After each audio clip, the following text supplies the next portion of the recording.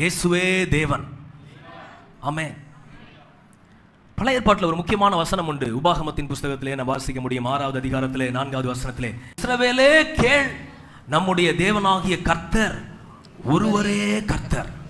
யாத்திராகமம் 20 அந்த கற்பனைகளில் முதலாவது கற்பனை, என்னை அன்றி வேறு தேவர்கள் உனக்கு வேற தேவன் உனக்கு உண்டாயிருக்க வேண்டாம் என்று சொன்னவர். ஆனா இங்கே சொல்லுகிறார், குமாரனை பார்த்து, காட், தேவனே, ஒரே தேவன், என்னை அன்றி வேறு தேவன் இல்லை. ஆனா அவர் குமாரனை பார்த்து சொல்லுகிறார், தேவனே. இதை எப்படி புரிந்து கொள்ளலாம் என்றால் ரொம்ப சிம்பிள். நமக்கு அறிந்த ஒரு சத்தியம்தான், நம்முடைய தேவன் திரியேக தேவன். Our God is a triune God. God the Father, God the Son, and God the Holy Spirit. 3 in person, 1 in essence. 3 நபர் ஆனால் ஒருவராய் இருக்கிறார். Praise the Lord.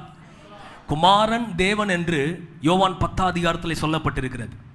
பரிசுத்த ஆவியானவர் தேவனாய் இருக்கிறார் என்று அப்போஸ்தலர் 5 அதிகாரத்தில் அனனியாவும் சப்பீராவும் பேதுருவிடத்தில் பேசும் பொழுது அவர் சொல்லுகிறார், மனுஷனிடத்தில் அல்ல, தேவனிடத்திலே போய் சொன்னாய். பரிசுத்த ஆவியானவர் தேவன் என்று சொல்லப்பட்டிருக்கிறது. அப்ப 3 தேவனா? இல்லை, மூவர் ஆனால் ஒரே தேவன். என்ன பாஸ்டர், முழுசா புரியணும்னு எத்தனை பேர் ஆசைப்படுறீங்க? சிம்பிள், பரலோகம் போயிட்டா முழுசா தெரிஞ்சிடும். அல்லேலூயா. எத்தனை பேர் ஆசைப்படுறீங்க? கர்த்தர் நல்லவர். என்னைய பத்தி எத்தனை பேருக்கு முழுசா தெரியும்? எனக்கே தெரியாது, உங்களுக்கு எப்படி தெரியும்? என்னைய பத்தி முழுசா ஆண்டவருக்கு தான் தெரியும். ஆமென்.